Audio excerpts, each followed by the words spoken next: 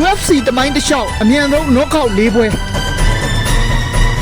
ပထမဆုံးပွဲကတော့ Street God လို့တင်စားကြတဲ့ Jorge Gamba Masvidal နဲ့ One Championship ကနေပြောင်းလာတဲ့ Undefeated Fighter Ben Askren တို့ရဲ့ပွဲပဲဖြစ်ပါတယ်ဒီပွဲမှာဆိုရင်ပွဲစခြင်း5စက္ကန့်မှာပဲ Masvidal ကပွဲသိမ်းပြခဲ့တာဖြစ်ပါတယ်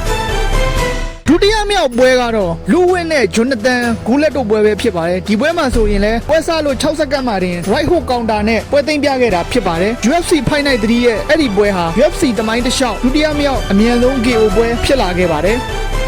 တတိယမြောက်ပွဲကတော့ UFC 102ရဲ့ Heavyweight တန်းရဲ့ပွဲတစ်ပွဲဖြစ်တဲ့ Duffy နဲ့တင်ဟာဂွီတို့ရဲ့ပွဲဖြစ်ပါတယ်အဲ့ဒီပွဲမှာဆိုလို့ရှိရင်လည်း9စက္ကန့်နဲ့တတိယမြောက်အမြန်ဆုံး KO ဖြစ်မှတ်တမ်းဝင်ထားတာဖြစ်ပါတယ်